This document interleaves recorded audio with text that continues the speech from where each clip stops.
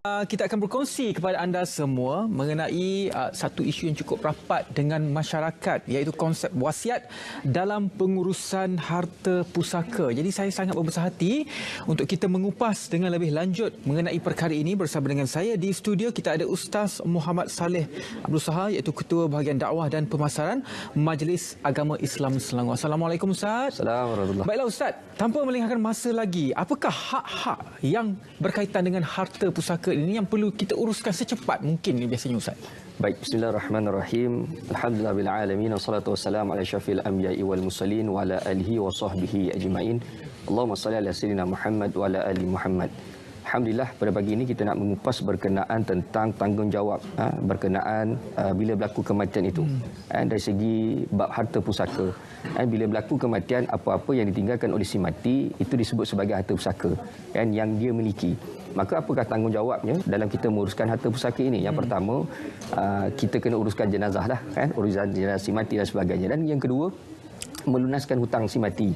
Dalam Quran disebut min ba'di wasiyatin yusi biha audain.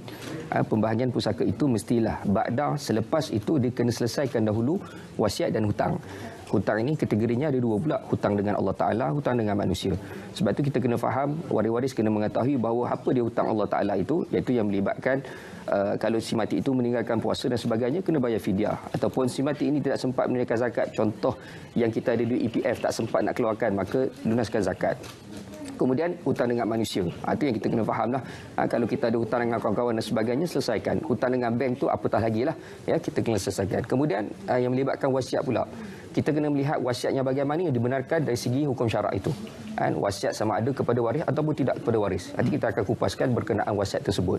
Dan yang keempat, barulah harta itu diselesaikan mengikut hukum faraid.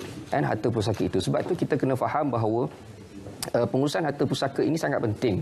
Kadang-kadang masyarakat kita memahami bahawa apabila berlaku kematian, nak sembah pasal harta pusaka je, waris-waris tak berani. Nanti waris akan kata apa? Kubur ayam masih merah lagi, hang nak sembah pasal harta pusaka. Pasal apa ni? Dia akan jadi gitu. Ayat-ayat skrip drama selalu macam itulah kan. Kan. So maka di sini kita tak boleh meletakkan bahawa nak tunggu tanah kubur tu bertukar kala warna lain ke? Tidak. Maksudnya bila berlaku kematian, urusan itu mesti disegerakan. Dan kalau kita perasan, apabila berlaku kematian itu, kita akan sebut kepada waris-waris, kalau si mati ni ada hutang, jumpa pada saya. Maksudnya kita dah mula menuju ke penjara pusaka. Itu yang kita kena faham. Kemudian dalam isu wasiat pula, dari segi asasnya kita kena mengetahui bahawa jumhur ulama disebut bahawa wasiat ini dia bukan kepada ahli waris. Wasiat ini dia lebih kepada bukan waris. Kalau kata nak bagi waris macam mana? Dalam hadis Nabi disebut la tajuzu wasiyatu liwaris illa ayyasha awarthahu. Tidak harus berwasiat kepada ahli waris illa ayyasha, melainkan waris-waris itu setuju. Kalau nak berwasiat kepada anak kita, kepada isteri kita atau kepada suami kita, persetujuan itu mesti dilakukan pada waktu bila? Selepas kematian. Dia bukan semasa hidup. Kalau kita lihat daripada fatwa Selangor berkenaan tentang wasiat kepada waris ini, disebut bahawa persetujuan ini mesti dilakukan selepas kematian. Yang ini kita kena faham. Ada orang tanya, habis tak kalau kita buat wasiat ni macam tak ada apa function lah. Kata nak wasiat pada waris tak boleh. Dia kena faham bahawa wasiat ini juga sebenarnya dia disebut sebagai salah satu kaedah disebut wisoya ataupun pelantikan wasi. Sebagai contoh, kalau kata kita berwasiat dengan Majlis Islam Selangor macam di MAIS lah kan. Bila berlaku kematian, waris akan rujuk kepada majlis agama untuk menguruskan harta pusaka tersebut. Boleh jadi waris-waris dia tidak mahir dari segi ilmu faraid. Betul. Sebab ilmu faraid ini sangat penting lah. Dan nak memahami pun sangat payah. Bukannya mudah. Kalau kebanyakan orang kita faham ilmu faraid ini, lelaki 2, perempuan 1. Itu saja yang kita faham. Sedangkan dalam surah An-Nisa disebut dalam ayat 11, 12 dan 176 ada pecahan. 1/2, 1/3, 2/3, 1/4, 1/6, 1/8. Dalam tu ada 6 pecahan disebut dalam Al-Quran itu. Nak bagi tahu bahawa Allah Ta'ala ni dah tahu dah manusia ni suka pada harta. So bila suka pada harta, maka Allah Ta'ala memberi garis panduan bagaimana kaedah pembahagian. Fitrah manusia dia memang suka harta. Habis salah ke kalau kita tak suka pada harta, orang katanya kan? Salah ke Ustaz? Tak salah, tak ada masalah. Cumanya bagaimana kita nak memiliki itu. Sama ada ikut patuh syariah ataupun tidak. Itu yang paling penting lah. Jadi wasiat ni di mana kedudukannya? Sebab kita faham dalam Islam ni ada hibah juga. Macam tadi ada faraid juga. Jadi di mana kedudukan wasiat tu? Baik, kedudukan wasiat ini adalah perancangan harta sebelum kematian. Kita nak merancang harta kita ni nak ke mana? Nak buat kebajikan ke? Lebih-lebih lagi kalau kita ada anak angkat. Anak angkat ni, ramai orang ambil anak angkat ni. Kan saya jumpa ada seorang doktor pakar ni, dia tak berkahwin, dia ambil anak angkat. So, dia ingat nak buat hibah. Dia kata, Ustaz saya nak buat hibah. Sebab dia kata, nanti kalau saya mati, senanglah. Tak jadi harta pusaka. Betul, dia faham macam tu. Kalau sebab tu saya tanya balik kepada doktor pakar tu. Kalau doktor mati, kalau doktor tak mati-mati, yang mati anak angkat tu dulu. Macam mana harta doktor yang doktor bagi tu? Dia kata balik kepada saya lah. Dia akan jadi harta pusaka.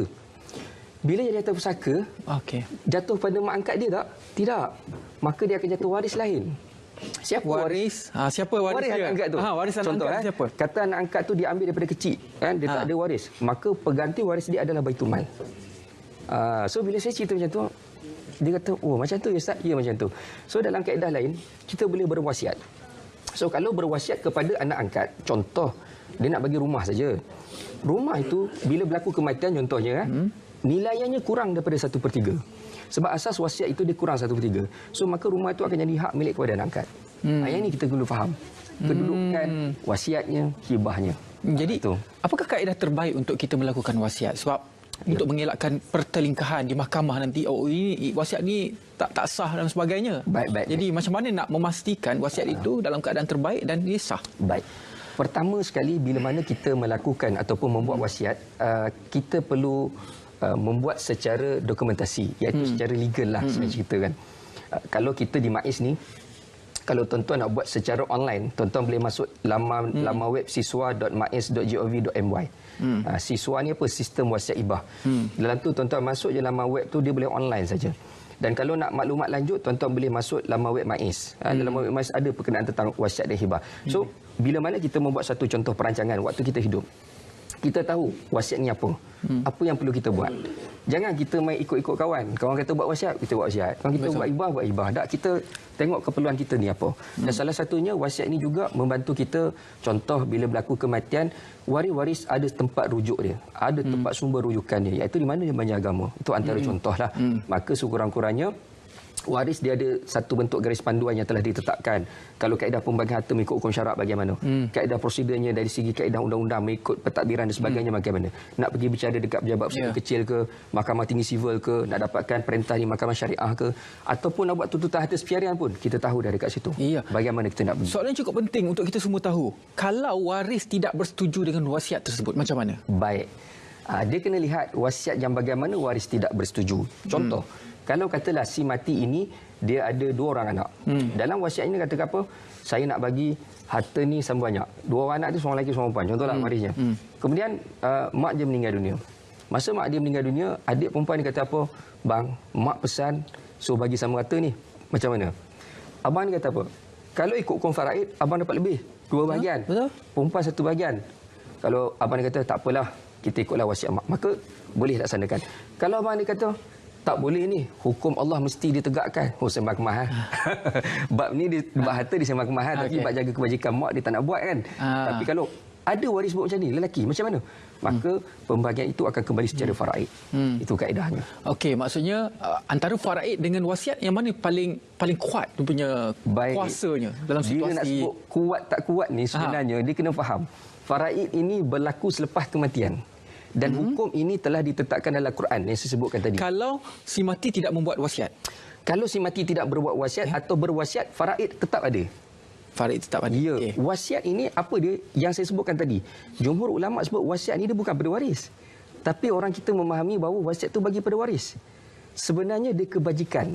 Nak buat sumbangan kepada rumah anak yatim, nak bagi kepada anak yatim, nak bagi kepada anak susuan. Itu yang terhalang, orang yang terhalang menerima pusaka. Bermaksud berapa jumlah ataupun persentage yang boleh diwasiatkan? Dia tidak boleh lebih 1/3.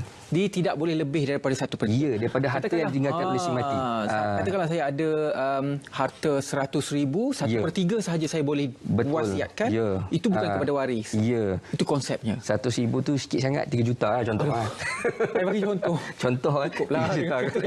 3 juta. 1 juta saja dia boleh bagi. Contoh, ni doa ni. Doa ni rumah saya. So contoh, kita nak bagi 1 juta, nak bagi tidak boleh lebih 1/3. Maksudnya 1 juta kurang ke bawah lah. Maksudnya kalau kita ada aset yang 3 juta, kita bagi lebih kurang 1 juta. Pemberian itu pada waktu bila dilaksanakan? Selepas kematian. Jangan kita kira waktu kita hidup. lepas kita meninggal, harta apa yang kita tinggalkan? Kalau jenis tak ada harta ustaz macam mana? Tak ada harta pusaka lah. Contoh si mati ni ada hutang yang banyak, harta pusakanya tak ada. Maka hutang itu tidak diwarisi secara faraid. Ini kita kena faham. Maksudnya kena selesaikan hutang dulu. Ya, kena selesaikan hutang. Di peringkat Majlis Agama Islam Negeri Selangor, apa yang dilakukan dan juga ditawarkan, dan juga soalan yang paling aku rasa cepu emas lah, berapa lama masa yang diperlukan untuk menyelesaikan segala masalah dan juga cabaran wasiat ini? Baik. Soalan ringkas kan? Nak jawab tu panjang sebenarnya. Sebab soalan ni terlalu, cabang ni terlalu banyak. Baik. Dari semasa kita hidup, perancangan yang paling penting iaitu kita membuat perancangan secara berwasiat secara atas talian lah. Kalau di MAIS kita tawarkan melalui siswa.mais.gov.my. Ataupun tuan-tuan boleh masuk dalam web MAIS lah. Ataupun Facebook Majlis Agama Islam Selangor kita ada, tuan-tuan boleh lihat di situ bagaimana kaedah kita nak buat berwasiat secara dalam talian. Itu satu. Yang kedua, persoalan yang kedua, dia soalan ni 3 dalam 1 tu, banyak tu saya tengok. Saya dengar kan. So, yang kedua pelaksanaan. Pelaksanaan mengambil tempoh berapa lama? Dia melihat kepada situasi kes itu sendiri. Ada setengah kes warisnya tak ada di Malaysia, di Indonesia. Kita kena buat siasatan waris. Dan kita pernah dapat perintah untuk buat siasatan waris di Indonesia. Banyak kes-kes macam tu. Sebab adalah kes macam tu yang kita buat siasatan. Ada. Jadi panjang pula. Jadi panjang. Okey, dalam kes mahkamah berapa lama wasiat diselesaikan? Kes secara ringkas. Okey, secara ringkas dia lihat kepada hakim itu. Okey, terlihat kepada hakim Nanti mungkin kita ada masa lagi, kita akan panjang lagi mengenai perbincangan ini. Baik. Terima kasih banyak-banyak kepada ustaz. Itu saja masa yang saya ada ustaz untuk bersama dengan ustaz. Terima kasih kerana kita sama-sama tahu dan juga belajar mengenai konsep wasiat dalam pengurusan harta pusaka bersama dengan Ustaz Muhammad Saleh Abdul Sahar, iaitu Ketua Bahagian Dakwah dan Pemasaran Majlis Agama Islam Selangor. Baiklah.